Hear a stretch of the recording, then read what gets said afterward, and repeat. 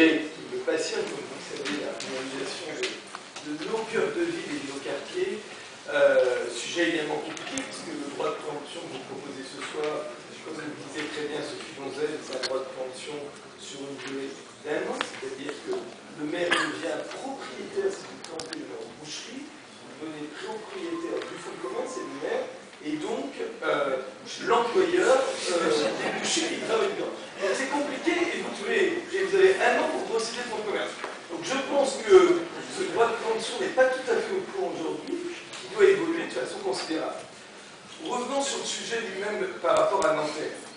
C'est vrai, quoi qu'il en soit, toutes les études auprès de la population le démontrent. On a plus de 74% aujourd'hui des Français qui disent qu'ils veulent revenir en centre-ville, qu'ils ont une image positive de leur centre-ville. 40% des Français se sentent libres dans un centre-ville et indépendants, ce qui est important quand même. Et 62% des Français pensent que le centre-ville et les espaces commerciaux sont des lieux d'échange et de lien social.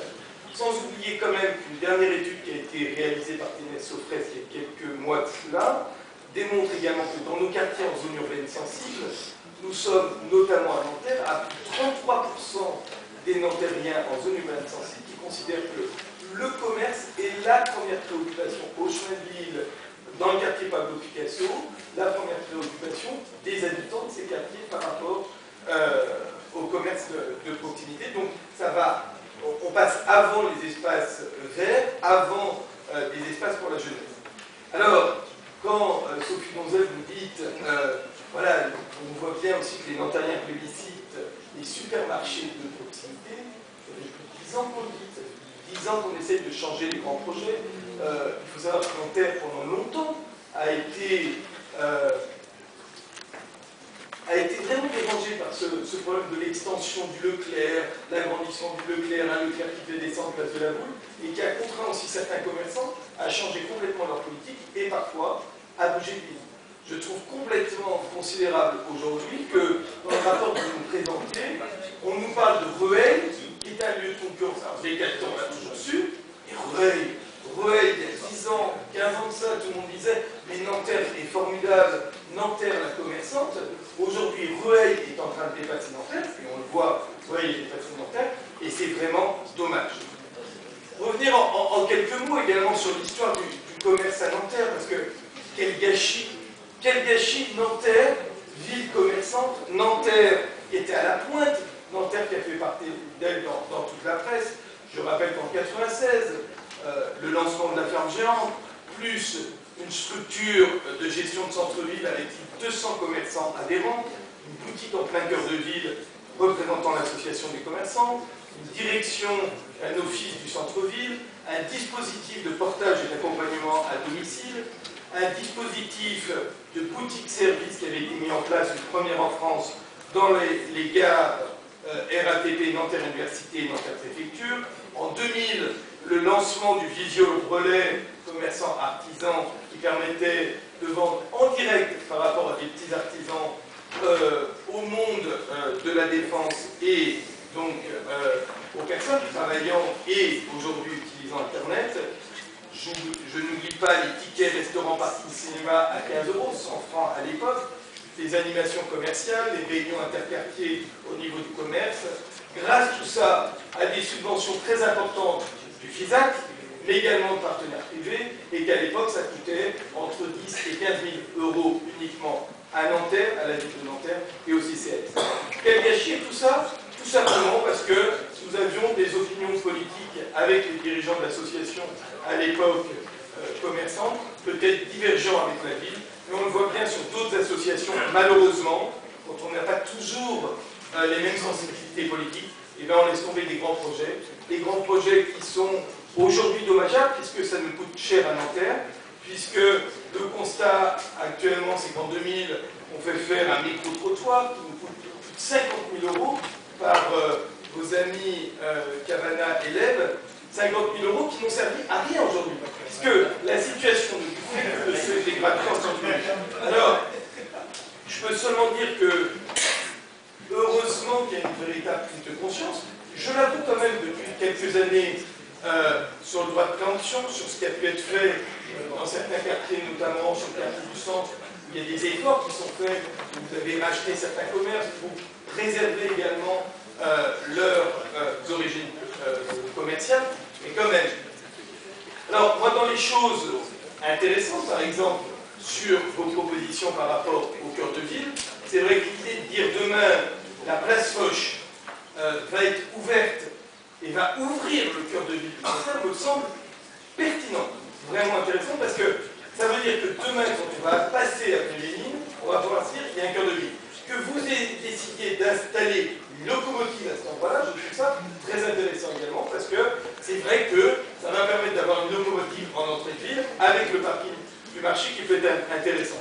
Alors je pense qu'il faut aller beaucoup plus loin, il faut aller plus loin notamment sur l'espace sortie de gare RER, sortie de gare RER avec une zone piétonne au moins sur cette partie Monoprix gare du RER qui me semble indispensable aujourd'hui. Il faut aller plus loin, mais ça on en parle depuis 10 ans, et je vois que ça ressort dans le constat que vous faites sur la signalétique. Je me rappelle qu'avec M. Laubier, on parlait déjà, place de la Boule, qu'il était indispensable que nous puissions indiquer que vous aviez un centre-ville qui s'ouvre sur le reste de la ville. Il faut aller plus loin sur le marché du centre-ville. On a un marché attractif, vous l'avez dit très bien, Sophie Gonzel. Là-dessus, encore, je pense qu'on a des choses à faire ultra intéressantes. C'est-à-dire qu'il ne faut pas hésiter à retravailler la configuration du parking, des lumières, pour rentrer dans le centre-ville par la rue Volant, directement le dimanche matin, changer le sens de la rue Maurice Thorez, pour agrandir, bien entendu, cet espace du marché en allant jusque sur la place des Belles Femmes et en rendant piéton la rue Henri Barbus aujourd'hui, parce qu'on est sur des systèmes pratiquement dangereux. Sur le quartier du chemin de ville, là aussi, on n'a pas de vision globale par rapport à ce quartier du chemin de ville. Il y a la maison pour tous. La maison pour tous, au moment où elle a été créée... Je propose, même si c'est un sujet qui vous passionne, M. Crozet, de rester dans des... Mais l'avantage, c'est qu'aujourd'hui, on a du temps, M. le maire, qui est passionnant. Allez-y, M. Crozet, mais vous avez vu, tout à l'heure, j'ai été très très court sur toutes mes interventions. Regardez, j'espère pouvoir vous apporter quelque chose. Donc, là, sur le quartier du chemin de ville, je pense que nous devons, par rapport à la gare, dans les projets, c'est indiqué, mais aller beaucoup plus loin et beaucoup plus vite par rapport à ça. Sur le Petit Nanterre, mettez une grosse préemption si vous voulez, mais ça ne sert plus à rien. Sur le Petit Nanterre, ou alors on a une véritable ambition, mais quoi qu'il en soit, c'est dans les commerçants partent d'eux-mêmes. Je veux dire, vous n'avez même pas à racheter le fonds de commerce, vous pouvez récupérer le fonds de commerce gratuitement, parce qu'aujourd'hui, il n'y a pas de cohésion au niveau du fonds de commerce. Sur le quartier Berthelot, n'attendons pas de mettre le droit de préemption sur ce centre commercial Balzac, où on a encore un poissonnier, où on a encore une attractivité, et donc tout simplement, en collaboration avec le centre commercial, mettons en place un système de sécurité. On ne peut plus accepter que des scooters rentrent dans le centre commercial Balzac, ça me paraît complètement incohérent. Sur le parc sud, là, je vous vois, mais c'est catastrophique. Le centre commercial, quel centre commercial, avec la librairie qui a brûlé encore il y a quelques jours, on est dans une situation catastrophique. Alors là, je crois que Monsieur le maire, là, il n'y a plus de pitié. Le conseil général, l'office départemental est condamnable sur ce centre commercial. On ne peut pas laisser les choses faire comme ça. Je crois qu'aujourd'hui, c'est fini. On dit, on abandonne le centre commercial, on retravaille sur un espace commerçant autour de Carrefour Market, anciennement champion, au sein du centre social. Mais, d'accord, le conseil général a décidé d'abandonner ce quartier, a décidé de rien faire, parce que ça fait plus de 10 ans qu'on leur dit qu'ils peuvent faire des choses. Ça fait plus de 10 ans que j'ai interpellé les Balkany aussi là-dessus, en leur disant, vous vous rendez compte qu'on peut avoir 80% aujourd'hui de financement parce qu'on est en zone urbaine sensible, et rien n'est fait. Là-dessus, je crois qu'il faut condamner et dire, d'accord, ok, c'est terminé, on ne fera plus rien sur cette partie-là, on va retravailler autour de Carrefour Market. Sur le parc Nord, il est intéressant aussi de revoir que vous êtes en train de mettre en voie de préemption terrasse.